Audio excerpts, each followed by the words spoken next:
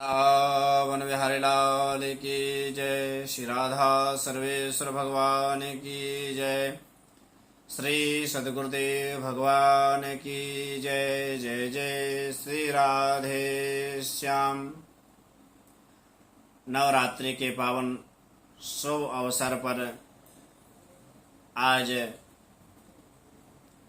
माँ परम्बा जगदम्बा राज राजेश्वरी की नव दिवसीय आराधना के सत्र में आज द्वितीय दिवस की आराधना हम सब लोग माँ ब्रह्मचारिणी के रूप में की जाती है।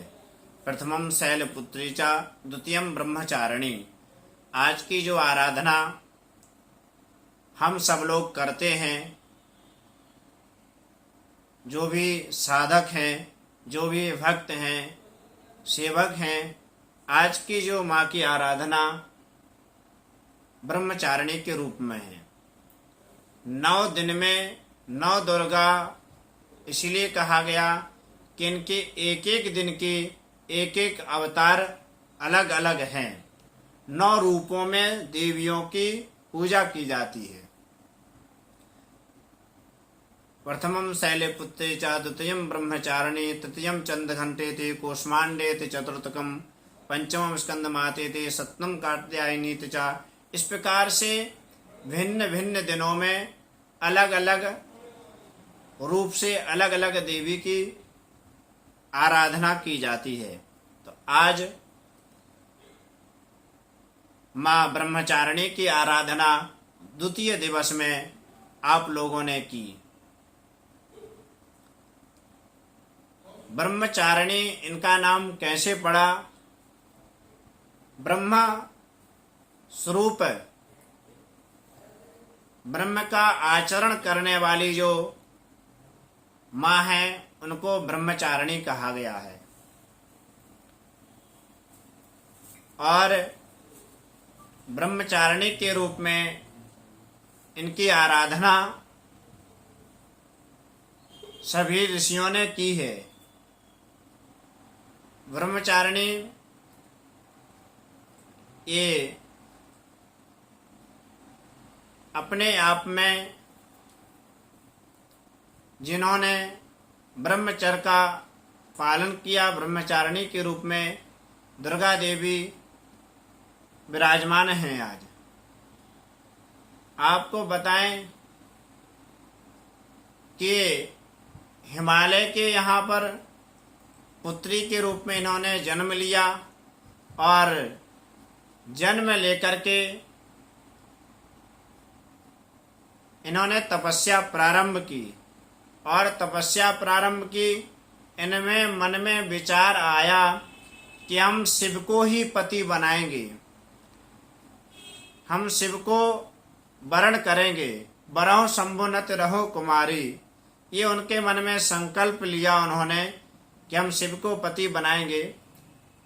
तो नारद जी के द्वारा इनको उपदेश मिला, और उपदेश मिला, नारद जी ने ऐसा सुंदर उपदेश दिया। और उपदेश प्राप्त करने के बाद वो एक जंगल में, निर्जन जंगल में चली गई। और निर्जन जंगल में जाकर के इन्होंने घोर तपस्या की। कंदमूल फल खा करके रहने लगी, फल खा करके जीवन व्यतीत करने लगी, और कुछ दिन साग पान करने लगी। इस प्रकार से इन्होंने 3 वर्ष तक ये आराधना की। 3 वर्ष होने के बाद इन्होंने बेलपत्र, जो टूटा हुआ बेलपत्र गिर जाता है, इसको पान करना चालू कर दिया। बेलपत्र खाने लगी। बेलपत्र खाते खाते काफी समय व्यतीत हो गया। अब ये जमीन पर शयन करने लगी। जमीन पर शयन करने लगी, बेलपत्र के टूटे हुए पत्तों को खाने लगी। इसलिए इनका एक नाम अपर्णा भी पड़ गया। अपर्णा नेक वर्णाचा पटलाम पाटलाधरी। इसलिए इनका नाम एक अपर्णा के रूप में भी किया गया है। माँ अपर्णा के रूप में जानने लगी और जमीन पर शयन करने लगी। जमीन पर शयन करने लगी। काफी समय व्यतीत होने के बाद इन्होंने वायु का पान प्रारंभ कर दिया। वायु पीते जिस प्रकार से ध्रुव जी महाराज ने भी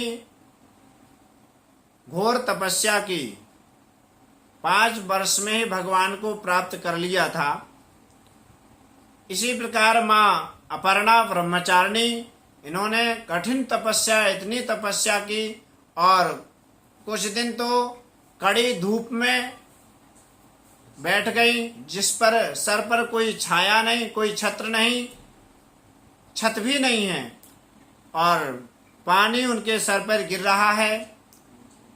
सर्दी, बरसात, शीत, कितनी भयंकर सूरज की गर्मी पड़ रही है उसको भी सहन किया, कितनी बर्फीली हवाएं चल रही उसको भी सहन किया।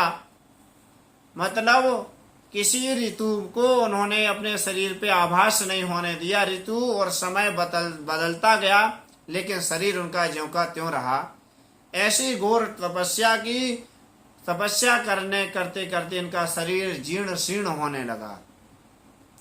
तब ऋषि महात्मा आए और उन्होंने देखा, कहा, अरे ब्रह्मचारिणी, तुम्हारी वास्तव में तपस्या अभूतपूर्व है। आप जैसी तपस्या आप ही कर सकते हैं, दूसरा कोई नहीं कर सकता है। आपने ऐसी तपस्या की है कि संसार में भूतो न भविष्यति कोई नहीं कर पाएगा। और आपकी तपस्या से महात्माओं ने आशीर्वाद दिया, ऋषियों ने आशीर्वाद प्रदान किया, जाओ तुम्हें भगवान शिव पति रूप में प्राप्त होंगे और जाकर के अपने पिताजी के यहाँ जाओ, नहीं तो पिताजी तुम्हें लेने के लिए आ रहे हैं। तब माँ ब्रह्मचारिणी को भगवान भोलेनाथ की प्राप्ति हुई और इतनी घोर तपस्या। तो किस कहानी का तात्पर्य यह है कि व्यक्ति के जीवन में कितनी भी कठिन परिस्थिति आ जाए, कितने भी संघर्ष करना पड़ जाए, दुख आ जाए, तो कभी परिस्थिति और संघर्ष से घबराना नहीं चाहिए। हर परिस्थिति को सामना करना चाहिए। हर स्थिति में व्यक्ति को सदा एक सा रह करके, समय बदलता रहता है, दिन है तो रात है, जन्म है तो मृत्यु है, सुख है तो दुख है, ये परमानेंट नहीं रहते हैं। इसी प्रकार से व्यक्ति को माँ ब्रह्मचारिणी से ये शिक्षा मिलती है इस कहानी से कि कभी भी हमें किसी परिस्थिति में घबराना नहीं चाहिए। हर परिस्थिति में हमें डट करके सामना करना चाहिए और भगवान की आराधना करना चाहिए। आपको बताएं, व्यक्ति यदि घबराता है, कोई व्यक्ति घबराता है, परेशान रहता है और उसके मन में शांति नहीं है, भयभीत रहता है, तो दुर्गा सप्तशती के 4थे अध्याय में 24 से लेकर के 27 श्लोक तक जो व्यक्ति नित्य प्रति पाठ करता है उस व्यक्ति को कभी जीवन में भय नहीं होता है। कहते हैं, शूलेन पाहि नो देवी पाहि खड्गेन चाम्बके घंटा सुनेन नः पाहि चापच्यानि सुनेन च प्रयाच्याम रक्ष प्रतीच्याम च चंडके रक्ष दक्षिणे ब्राह्मणेनात्मशूलस्य उत्तरस्याम तथेश्वरी सौम्यानि यानि रूपाणि त्रैलोक्ये विचरन्ति ते यानि चात्याब्ज घोराणि ते रक्षस्मान तथा भवम खड्ग शूल गदादीनि यानि चास्त्राणि त्यम्बिके कर पल्लव संगीने ते रस्मान रक्ष सर्वदा। परम्बा जगदम्बा राज राजेश्वरी हमारी रक्षा करें। जिस प्रकार कोई शत्रु प्रहार करता है तो हमारे खड्ग के द्वारा, धनुष के द्वारा, तीर के द्वारा, खप्पर के द्वारा माँ हमारी रक्षा करें। यदि नित्य प्रति जो व्यक्ति दुर्गा सप्तशती के इन 4 श्लोकों का पाठ करता है कभी व्यक्ति को भय होगा ही नहीं, कभी वो डरेगा ही नहीं, कैसी भी किस परिस्थिति में हो। तो 24 से लेकर के 27 तक शूलेन पाहिन्यो देवी इत्यादियों का ये 4 श्लोक का नित्य प्रति पाठ करे। उस व्यक्ति के जीवन में कभी भय नहीं आता है, कभी किसी प्रकार का डर नहीं रहता है, निर्भीक होकर के व्यक्ति जीवन व्यतीत कर सकता है। बोल वृंदावन बिहारी लाल की जय। श्री राधा सर्वेश्वर भगवान की जय। जय जय श्री राधे श्याम।